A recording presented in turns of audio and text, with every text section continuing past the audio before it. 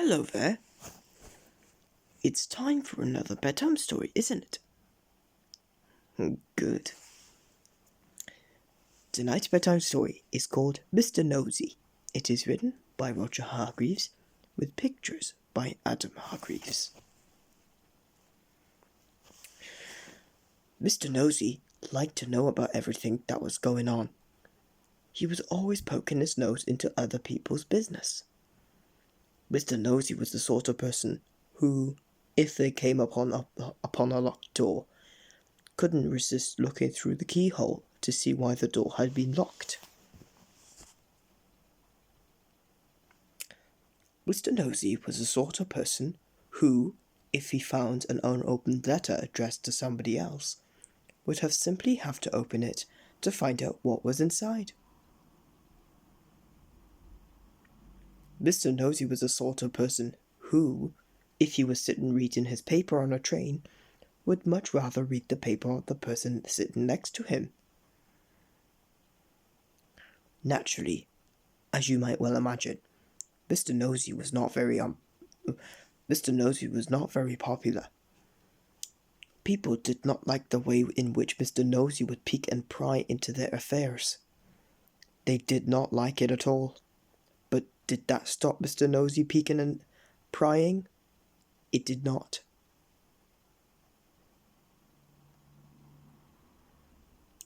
Mr. Nosy lived in a funny tall thin house in a place called Tiddletown. The people of Tiddletown decided that Mr. Nosy was becoming too much nosy, and so they held a meeting to discuss what to do about him.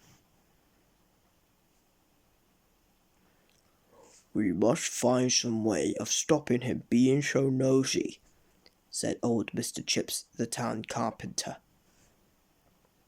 "That's right," said Mrs. Washer, who ran the Tiddletown laundry.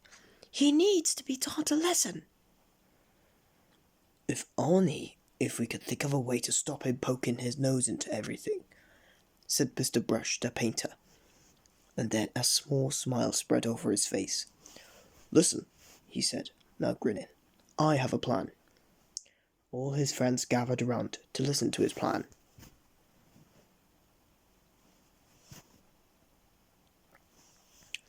The following morning, Mr. Nosy was out walking along Tiddletown High Street when he heard somebody whistling behind one of the closed doors.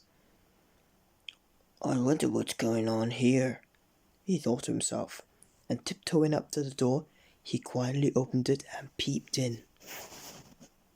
But then,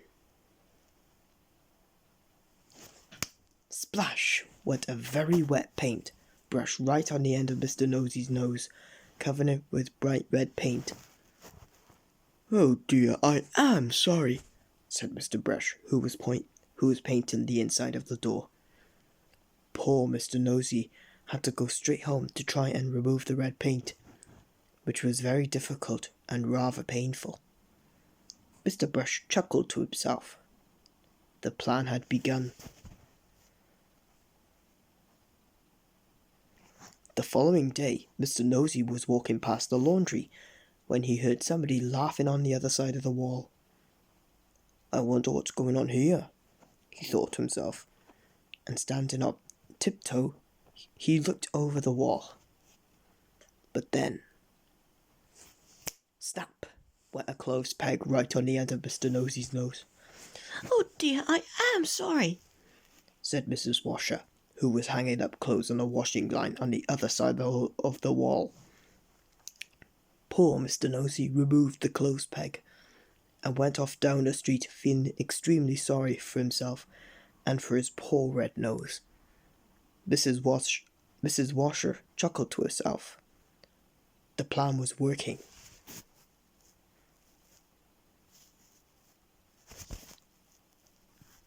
This might sound a little like, I don't know, like painful a bit.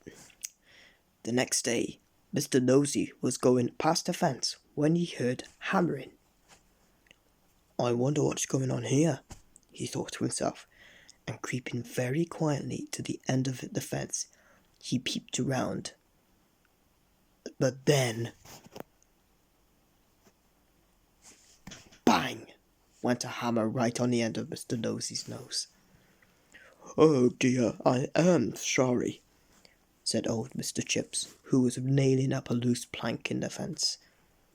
Poor Mr. Nosy had to go home immediately and bandage his poor red sore nose.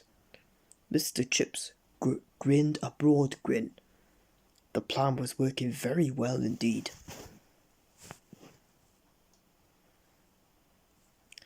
The following day, Mr. Nosy was walking in the woods when he heard somebody sawing wood. He was just about to peer out from behind a tree when it suddenly occurred to him that if he did, something very nasty might happen to his nose. And so he went on his way without being nosy.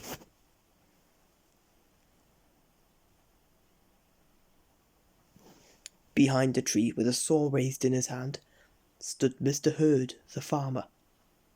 When he saw that Mr. Nosy had gone on his way, without being nosy, he laughed and he laughed and he laughed. The plan had worked. Mr. Herd hurried into Tiddletown to tell everybody. The plan really had worked because after that, Mr. Nosy stopped being nosy and soon became very good friends with everybody in Tiddletown. And that is the end of the story, except to say that if you were ever tempted to be as nosy as Mr. Nosy used to be, you'd better expect one thing. And that is